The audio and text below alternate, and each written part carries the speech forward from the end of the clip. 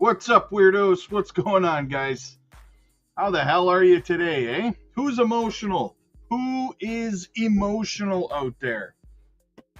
Who's got two thumbs and is not emotional? This guy. All right, so how the heck is everybody? I'm feeling good, guys. You know what? I did a video this morning. I talked a little bit about it. You know what?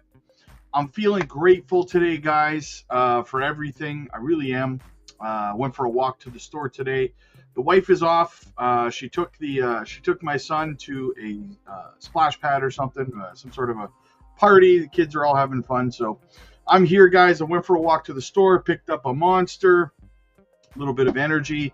Grateful for the amazing weather. Grateful for this dip opportunity. I'm going to go elbow deep to keep it PG into DCing this afternoon, guys. I'm excited about it. I'm feeling good, guys. I'm feeling great. Listen, it's open mic Friday nights as well over on the Patreon. So, yeah, I'm feeling good. I'm feeling pretty good, guys. I'm feeling pretty good. So it will be hosted, by the way, by our one and only crypto mom, Ramona. She will be hosting the open mics on Fridays and Saturdays. So make sure that you guys are there for that. Let's get into it, guys. Guys, man, I'm in a great mood. I hope you guys are feeling good too. I hope you're feeling good too, right? These opportunities are not going to last long. I know what's coming. You know what's coming. Touch some grass, my friends. Your boy, my God, where have you been, my friend? It's good to see you. I hope everything's good with you, my friend. We've missed you, man. You haven't been very vocal in the chat lately, man. It's good to see you back, brother. It's good to see you back. First, red in the streets means we DCA. Absolutely, brother. Absolutely. Nailed it. Absolutely nailed it. Okay, so what do we have going on out there, guys? What do we have going on out there today? Well, let's have a look. Right now, you're looking at the gold chart. And you might be saying, well, why does Rob have the gold chart up? Well, gold is taking another uptick as we see capital starting to flow into gold today. So, as you can see, we've had resistance here on gold for quite some time now. We've hit it 4 times resistance. Sitting up here at about $3,431. Will gold break through? If you're wondering, a lot of money is flowing out of risk on assets. It's flowing into assets like gold. Let's go have a look at silver. How's the maples doing? How's our maples doing? Little tiny uptick. We broke out of this bullpen on gold, on silver.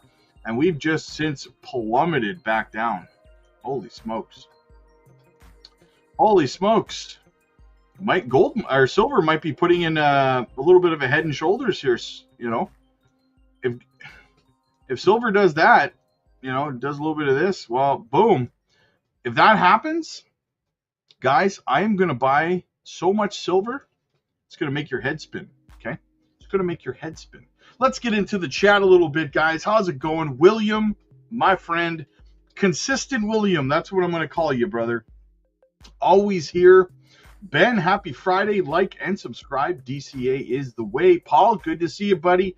Jake the Snake says, when steak dinner for dinner again? Hey, ramen noodles and Spam sandwiches, my friend. Nothing wrong with that, right? Candyman in the house. I told my wife I wanted to be cremated. She made me an appointment for Tuesday. Nice. That one's good, brother. That one's good. My wife would do the same thing. Well, at least the frustration gives me gym motivation. There you go. There you go, brother. Like I said, guys, I went for a walk. I got some fresh air today. I was enjoying the beautiful weather. It was a great walk. I highly encourage you to do the same thing, right? And realize that everything's going to be fine. Everything's okay, my friends.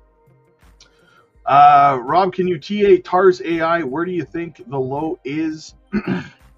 I'm not going to do much TA on altcoins today, guys, because they have not found their bottoms yet. And until they do, it's just best guess, right? So I'm hoping most of them have their local bottoms right now. But if Bitcoin does see a little bit more downside, which I think that it can, it's actually having a little bit more downside as we speak right now. So until Bitcoin kind of finds a level of support here, guys, there's not going to be much to tell you in terms of the altcoin charts, because they're not going to stop till Bitcoin stops, right? Now, here's the problem for me. We could come all the way back down here to 111,000 because look at this. There's no support, my friends. There's no support built. It was just straight up. So, and that's why I always tell everybody, I get people that get upset when prices consolidate and build support levels. They're like, oh, it's boring. It's not doing anything. It's just going sideways. You need that, guys, because if you don't have that, look what happens. Straight up equals straight back down, right?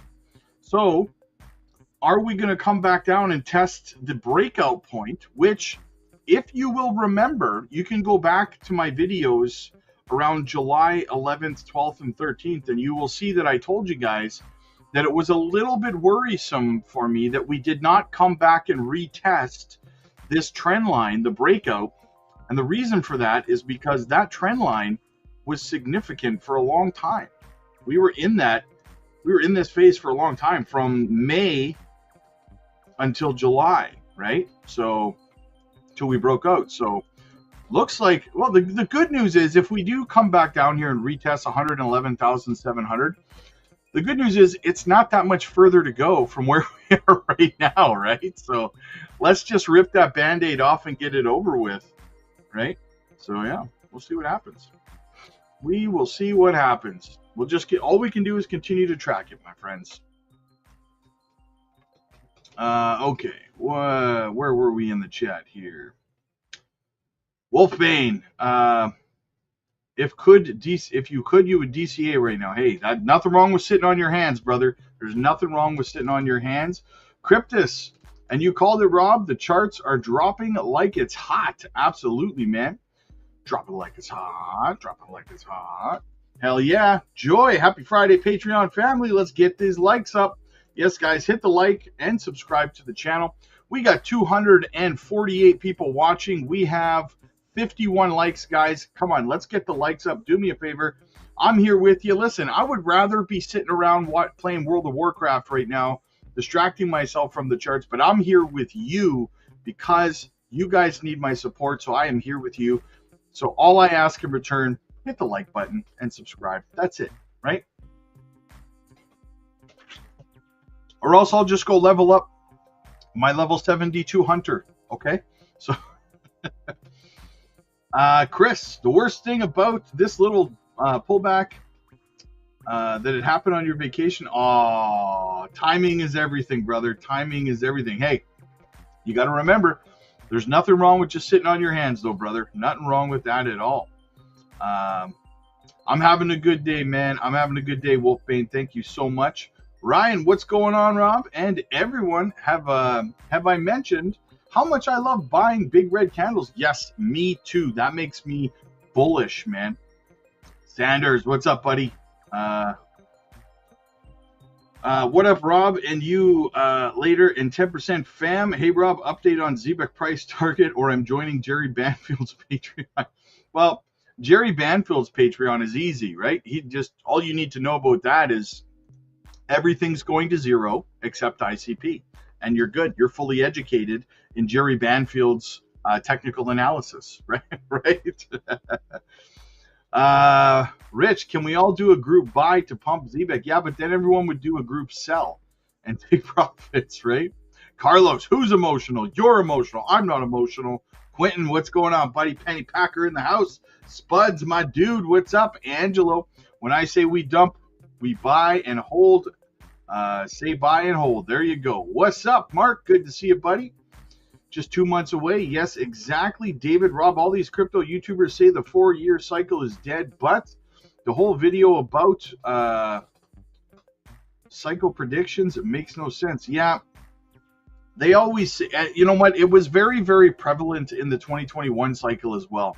All these YouTubers were saying that the 4-year cycle was dead. It was broken. It was nothing. It was over. And then they were wrong. And did any of them come on their channels and say, oh, I was wrong about the 4-year cycle? Nope. They just powered through and kept going like they never said it in the first place, right? They got everybody wrecked. and then they just kept going, right? Didn't apologize to anybody, nothing, right? Mark, man, oh man, is Zebek gonna run? Never been so bullish. Yes, exactly. Bulbasaur, we got J Money in the house. Remember to smash the like button. Absolutely. A-Train, this music is terrible. Well, you can always plug your ears, my friend.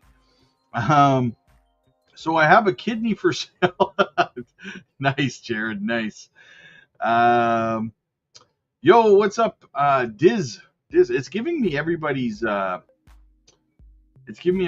ats for some reason. It's annoying. Jared, what's going on, buddy? Good to see you, man. Mark, we've had the best weather too in this upstate New York. Nice. There you go. Enjoy the weather, man. Enjoy the weather. Alex, Rob, I just want to tell you I trust you. Well, there you go. I hope so. Paul, how you doing? I'm doing good, man. Do you know when the next Nadix unlock is? I have to go check Crypto Quant to find that out.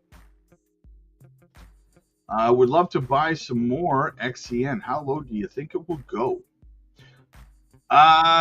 Well, everything's going to continue to dump as long as Bitcoin is, my friends. But Bitcoin seems like it's starting to try to recover here. It's back up to 114.3.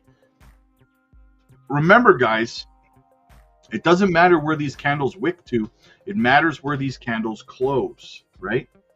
So, that's why DCAing is so important, right? Instead of aping in, because you don't know where the bottom is. So that's why DCAing is the best method, not financial advice. Liquidity. I'd rather have filled the CME gap with conviction already anyway. Yes, and that's exactly it. I pointed that out in a video this morning, and I noticed no one's talking about it, but technically what we've done here, guys, is we finally came down and filled the CME gap here, right? So a lot of people speculated that it would be good enough with this dip right here, but turns out it wasn't, which is fine with me, right? Like I said, guys, I'm going to be doing some heavy buying today, So you guys do what you want to do. I know what I'm doing. Stack up, brother. Gold, silver, crypto. Absolutely, man. H Barbarina in the house. What's going on, my dude? Cody, what's up, fam? Hoover's in the house. Good day, Rob. How long you think things will stay down sideways before we start? I think we're gonna start to see our move up in the middle of August, around the 13th to 15th, something like that, right? I mean, no one can know for sure what date, but somewhere in that range is where I think we're going to start to go parabolic. So this is, guys, don't be fooled by this. I hope you guys are not being fooled by this. Liquidity. We also got rid of all the leverage. Yes, exactly. There's a lot of positivity in that. Al, I have 500 to spend. Should I throw it all in Zebek? I wouldn't. If I was going to put $500 into the market today, I wouldn't be spreading it thin by adding it to 2, 3, or 4 different projects. I personally, not financial advice, but me personally, what would I do with $500 today? I would probably I'd pick one of the projects I'm already in that I'm down on the most. I would put $200 into it today, and I would wait to see what happens tomorrow or later tonight after the daily close. If we dump harder, I'd add another $100, and then I would wait until tomorrow. If we dump harder, I'd add another $100. That's how I would handle it. There she is, Gamma Goddess in the house. Happy Friday. Hope everyone's doing well. Can't DCA today, so I'm staying calm and holding diamond hands, baby. Absolutely. Thank you for all you do, Gamma. I cannot thank you enough for all you do, actually. So thank you. And I hope you're feeling super fantastic today. Jason, I'm regretting not cashing out in December. You can't do that, man. You cannot live in hindsight. You cannot live in hindsight, guys. That's how you get wrecked in this space, right? That's how you make mistakes in the future. And listen, if you're holding, all your bags are long-term projects, you shouldn't have sold in December anyways, right? They're long-term holds. You only have a couple more months left of this bull run, guys, right? Don't let this fool you. I've showed you guys in the past the Bitcoin chart, the altcoin chart. I've showed you guys in 2021, starting in November of 2021 until November of 2020, to November of 2021. That was the final year of the 2021 bull run, okay? And in that 12 months, you saw 15 corrections in the market that ranged between 20% and 44%, okay? So if this is making you feel like you regret not taking profits and like, guys, you're doing crypto wrong. You cannot live in the past. You cannot live in regret of moves you either did or did not make, right? As far as I'm concerned, if you're holding good projects right now and you didn't sell in December, you're still doing great. You're still doing great because those projects are going to run. So Jesse and James, not emotional, not buying, no money left. Just woke up to this and no idea what's going on, though. Just regular manipulation in the markets. Beebs, my dude, what's up, man? Cody, huh? Why YouTube won't let me send $50? Are you serious? Is it giving you trouble sending super chats again? Is everybody else having trouble sending super chats? Cody's saying that it won't let him send a super chat. Try, you know what, Cody? Try over on Crypto Blueprint. Maybe it'll let you over there. That's aggravating. It's weird. Oh, you know what? Is your VPN on? Check if your VPN is on, because somebody else had a problem like that before and they turned it off and then it would let them. So yeah. Where are we? Big C. Don't bother me, Big Rob. Ain't nothing I haven't seen. Exactly. Strawberry Dragons, no regrets, and focus on my target with Rob. Guidance, we're almost there. My kids spend my DCA money. There you go. Super chat's working. All right, I'm going to get into the news, guys. And we'll kind of go from there. Okay, what do we have in this exciting world of crypto today? Before I do, as always, though, guys, right? We always have to give appreciation to the channel sponsor, Decent Biometric Wallet. Not your keys, not your coins, guys. Simply use our link in the description. Use the coupon code FUTURE20OFF to get yourself $20 off your Decent Wallet, plus a free ZBIC airdrop. Do not miss your free ZBIC, my friends. Once again, the link is down in the description. Keep your crypto safe. Keep it off of exchanges, my friend. Keep it in your own self-custody. What do we got? Testing. My wife spends my DCA money. Strawberry. Yeah. My wife spends my DCA money. There you go. All right. So SEC chair announces pro-crypto regulatory shift. SEC chair Paul Atkins announced pro-crypto to modernize digital asset regulations, marking a significant shift in U.S. crypto policies. Water park's expensive, $37. Oof, holy smokes! I think it's only like $12 here. Holy cannoli! Clear rules are anticipated to boost market confidence, potentially impacting Bitcoin, Ethereum, and DeFi tokens. The US SEC has introduced Project Crypto, a new initiative under Chairman Paul Atkins. This initiative aims to bring regulatory clarity to the digital asset sector and signifies a major policy shift. Key figures in this move include Chairman Paul Atkins, known for favoring market innovation, and Commissioner Hester Pierce. The SEC Crypto Task Force is also pivotal in implementing new crypto regulations. Immediate reactions are expected within crypto markets. With Bitcoin and Ethereum closely watched, Chairman Atkins explicitly stated that most crypto assets are not securities.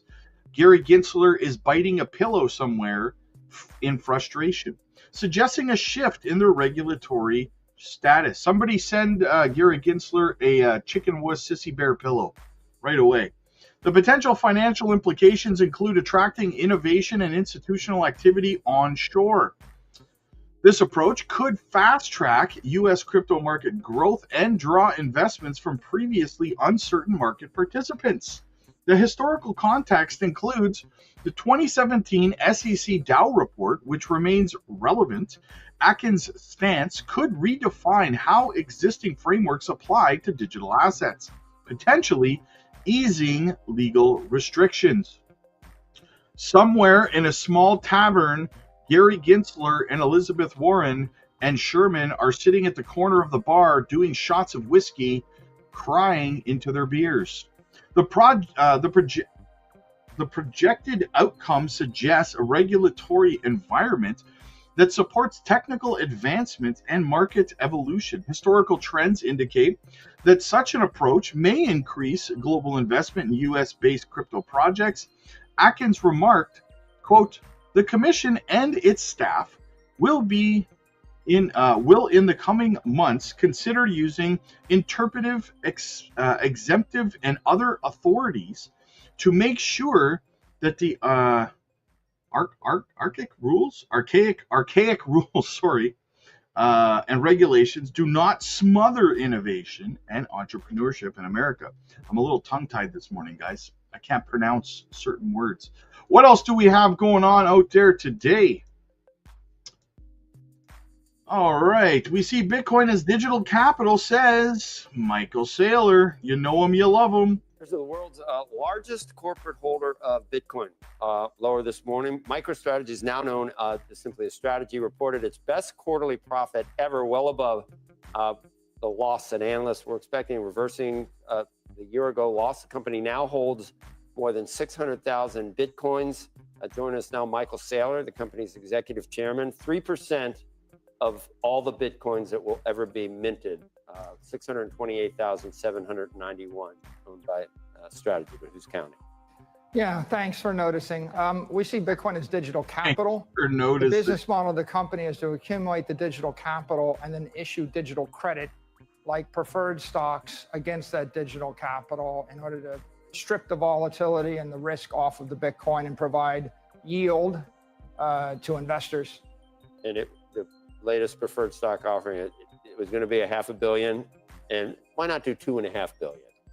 So 5 times as much because of demand. You know, my first IPO was $48 million in 1998. This year we did 4 IPOs for a total of about the first was $500 million, $500 million, $1 billion, and this is the largest IPO of the year, $2.5 billion. Like the tie, do you have? Are they all orange now?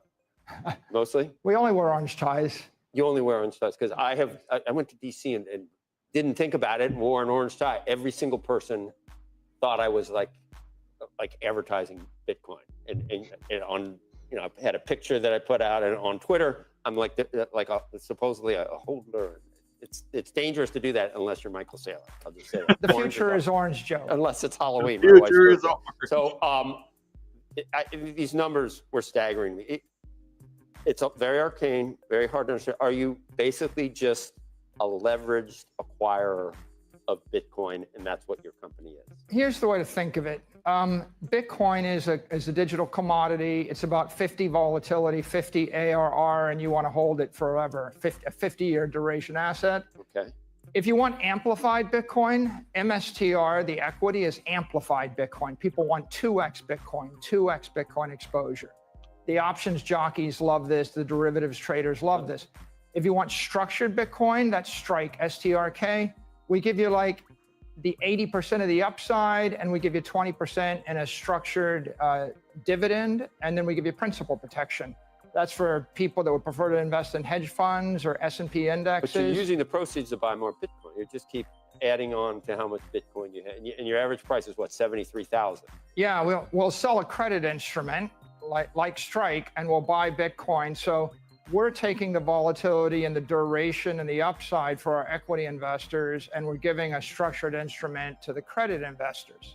Now, Stretch, which is our latest IPO, and I think the most exciting product, it's like treasury Bitcoin. It's for someone that wants monthly dividend, they want principal protection, they want the lowest volatility, they want a high yield savings account, and it kind of competes with money markets or with treasuries. And so what the company has done is we're taking this pure digital capital asset that's got a lot of performance, but a lot of volatility, and we're refining it into securities that conventional investors can buy depending upon their risk tolerance and their duration interest. Is there ever too much Bitcoin for you to own? Like if you could own all of it, would you?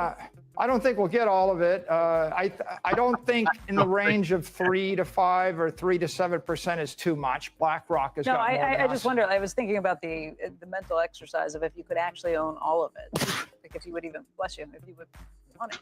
Well, you know, we started and we had very little, and Bitcoin was 10,000, and now Bitcoin's more than 100,000, and 97% of the Bitcoin is worth 10 times as much, and somebody else, not us, has it. Right. So it's a practical matter. What we're doing is we're monetizing and powering up this. Oh, I totally get it. I commodity just in the mean, if world. you owned all of it, would that change the entire behavior of Bitcoin? Yeah, we wouldn't want to own all of it. I wouldn't want to. We want everybody else to have their piece. The nice thing there is there's 160 companies that are capitalizing on Bitcoin in the public market, up from about 60 last year. So the Bitcoin treasury movement's exploding, and companies like MetaPlanet in Japan and Capital B in France and Smarter Web in the UK, and then there's a raft of them in the US, Anthony Pompliano's company, you know, and 21, they're all capitalizing. The big idea is I take digital capital, I issue digital credit, and a digital credit instrument can either be longer duration or it can be higher performance. We're offering 9% dividend yield with Stretch. The average money market's 4.2% dividend yield. No one would ever want to give a 9% perpetual yield in a bond that's backed by real estate or backed by gold or backed by any conventional fiat asset. But we're investing in Bitcoin, and my 20-year forecast for Bitcoin is 30% a year ARR. So it's easy for us. Sort of a philosophical question about treasuries, actually. And I don't know how much you believe in US dollars these days, but the question is, if you believe that corporations, if you believe one day Warren Buffett, instead of holding Maybe not Warren Buffett. What? Maybe not Warren. Well, you know, instead of holding $300 billion of treasuries, Calls it rat poison. he would hold. 60 billion. It's not going to be Warren Buffett. He would hold, you know, that all these companies, instead of holding cash or treasuries, they would all hold their money in Bitcoin. If that were true, what would that do to the US government and its ability to operate? Well, I think the key to keep in mind is Bitcoin is demonetizing foreign real estate, private equity, public equity, other sorts of store of value assets everywhere in the world. 20th century physical analog assets are becoming 21st century digital assets. These companies like Apple and Microsoft, if they could buy the S&P index, they'd be better off. It's against SEC rules. Right. If they could buy each other's securities, if the Mag 7 could buy each other's securities, they would be better off. That's against SEC rules. The only security Apple can buy is Apple stock. And what do? They buy their own security. So in general, if you're trying to create shareholder value, you don't want to park it in a fiat currency. You want to park it in a tangible asset. But gold and real estate don't make sense. Did you ever see, you know, what we're talking Bitcoin about? does. See, guys, that's why what we're doing in the bear market is we are going to be teaching everybody how to accumulate, how to roll their profits over into Bitcoin to accumulate that Bitcoin, guys. And then you're going to DCA into specific altcoins, and you're going to, you know, rinse and repeat every 4 years. Shannon, so grateful for you, bro. Sup, everyone? Super fantastic. Thank you so much, man. Thank you so much. A lot of the regulars are not here today, I see. I don't see a lot of people. I don't see Ramona. I don't see Andy. I don't see Spencer. There's Big Botto's in the house. Good morning, crypto fam. Good DCA opportunity before liftoff. Don't get shook out. Absolutely, brother. Absolutely. Thanks for showing up, my friend. Thanks for showing up. Paul says it's 135K Bitcoin top this cycle for me. Yeah, you know what? For me, it's between 150 and 100 or in 200K. I could see the top being in that window somewhere. I don't think it's going any higher than that. I know there's a lot of content creators out there. There's Spencer lurking. Sick. Well, that's not good. That's not good. Get better, buddy. Get better, my friend. So yeah. What do we got? Crypto enters August with louder questions about where the money flows next. Can crypto sustain momentum in August as macro risks, token unlocks, and investor preferences decide how and where money moves?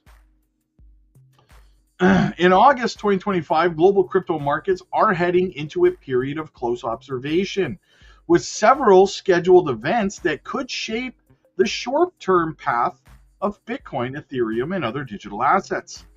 The month opens with the release of the U.S. non-farm payroll reports on August 1st, a closely watched measure of employment strength and often influences interest rate expectations.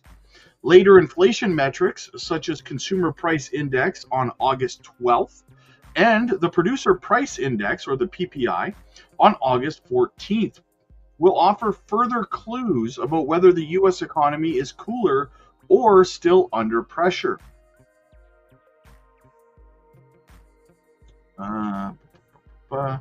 These signals matter because they feed directly into the investor into how investors assess the Federal Reserve's next moves. If inflation eases and job growth slows, traders may price in higher odds of an interest rate cut, which generally improve liquidity and support crypto assets. Part of me would be surprised if they didn't cut rates in September, but part of me would not be surprised. But if the numbers come in hotter than expected, the opposite may occur, with the dollar strengthening and risk assets, including crypto, facing downward pressure. Another important moment arrives later in the month with the Jackson Hole Economic Synopsis from August 21st to 23rd. The annual gathering of global central bankers is often where monetary policy signals are clarified. Markets tend to react sharply to the tone and content of the Fed chair's remarks during the event. In recent years, even slight hints at dovishness have pushed crypto prices higher, while hawkish messaging has triggered immediate corrections. So, between August, the Jackson Hole event, between August 21st and August 23rd, is a date you're going to want to pay attention to, my friends, because if Powell is dovish there, prices are going to skyrocket. If he's hawkish, we could see further downside. In recent years, even slight hints at dovishness have pushed, so yeah, we already covered that. Adding to the uncertainty is the expiration of the 90-day tariff truce between the U.S. and China. That actually got pushed back 30 days, so that's not valid. The economic calendar rounds out with more inflation data on August 29th, including core PCE and GDP updates, both of which are likely to inform the Fed's policy stance going into the final quarter of the year. So we have a lot going on this month, guys. Jackson Hole, we've got between the 21st and the 23rd, we've got CPI, we've got PPI, we've got PCE, we've got GDP, all in August, guys. Holy smokes. And then it goes on about FTX and SUI. I don't care about SUI. FTX payout and legacy impacts. Events tied to the past market failures continue to shape crypto sentiment, even as new developments take the spotlight. One such overhang is the ongoing resolution of the FTX bankruptcy. The defunct exchange is preparing its next creditor payout on August 15th, serving as the record date for eligibility. Around 1.9 billion in assets are expected to be distributed in this round, adding to the 1.2 billion dispersed in February and the 5 billion returned in May.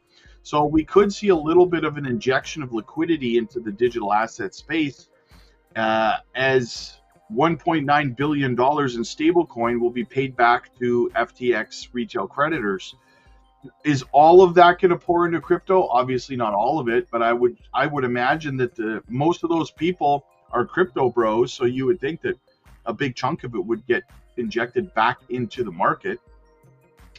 The third installment was made possible after the court approved the reduction of the dispute claims reserved from $6.5 billion to $4.3 billion, freeing up cash that is now being allocated for distribution. While the actual payments are scheduled to begin by the end of September, markets are already paying attention.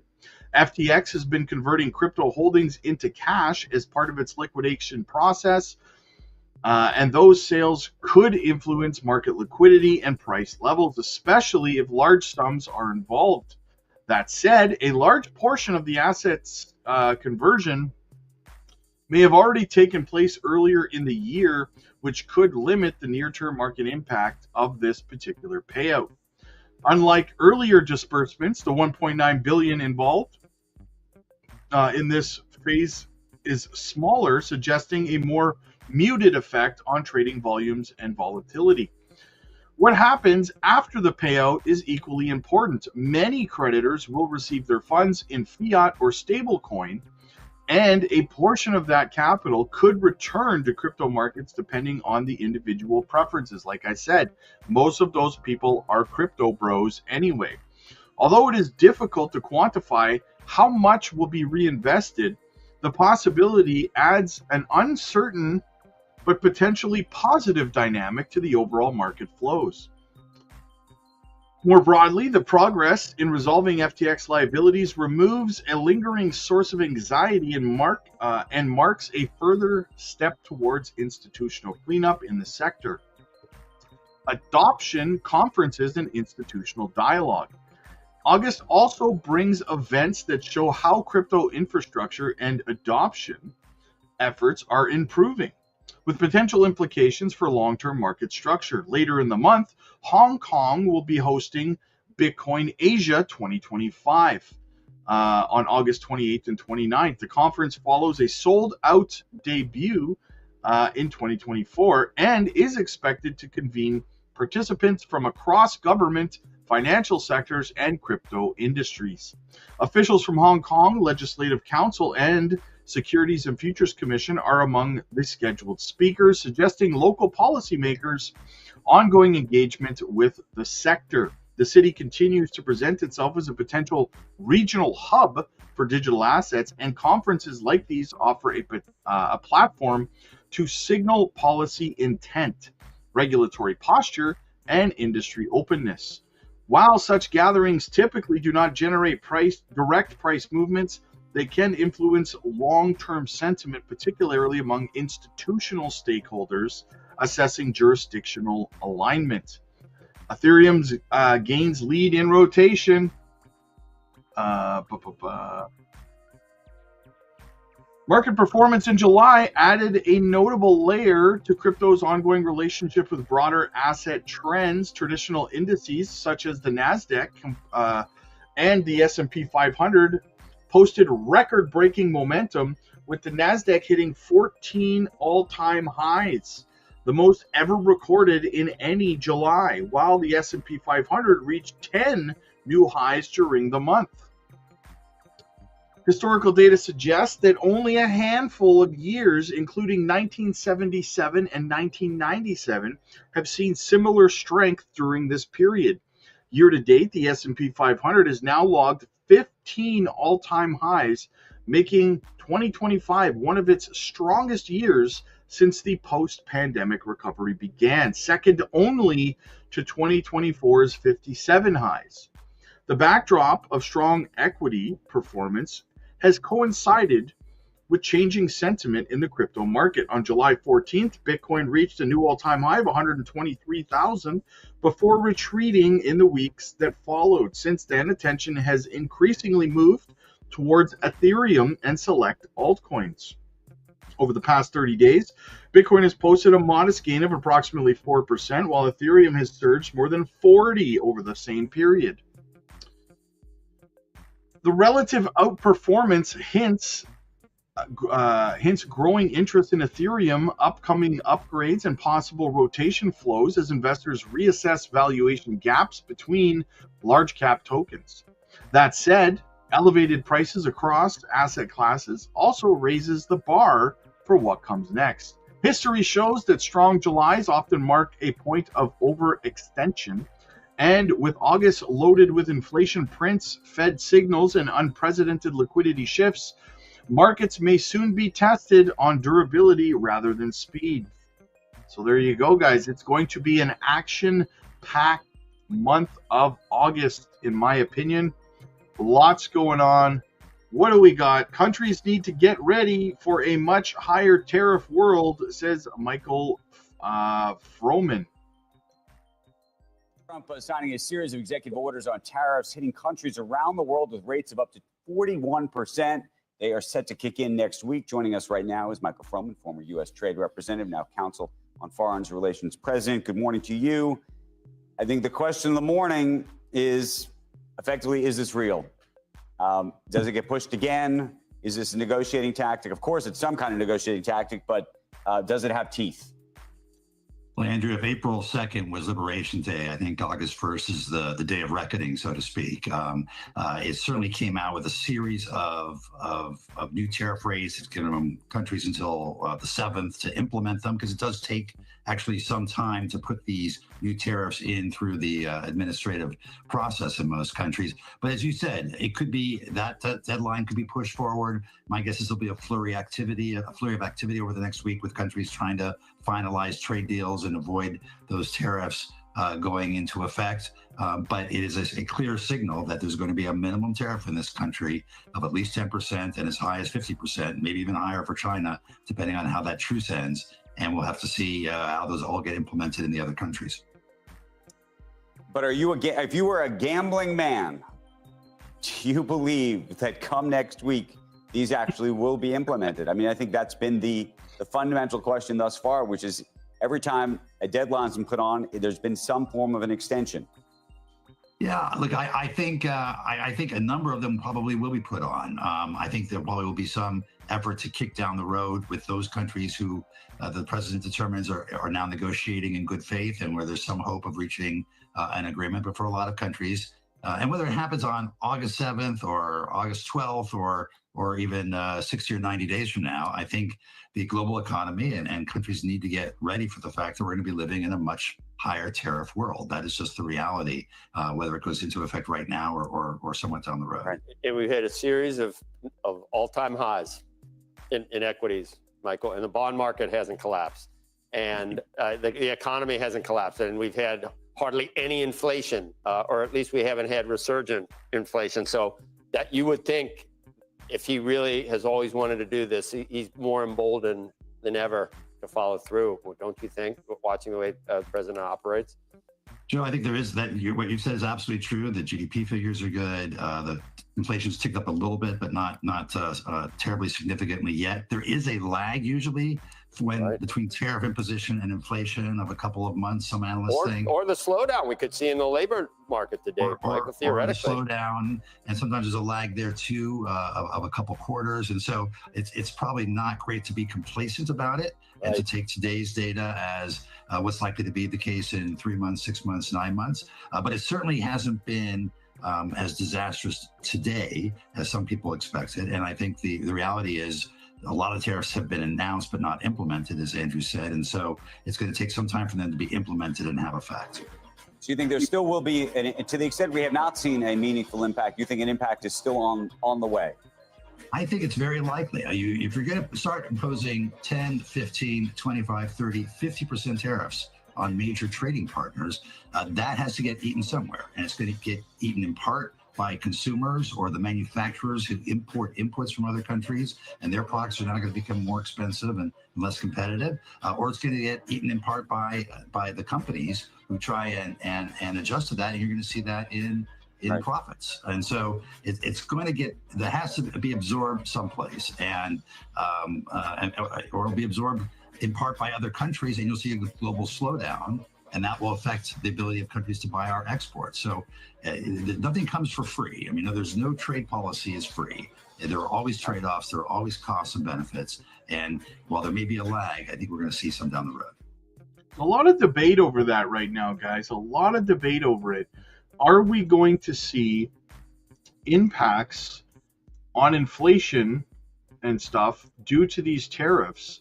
Or is it a nothing burger? There's a lot of back and forth about this. So far, we've not seen any effects of these tariffs on the economy, really.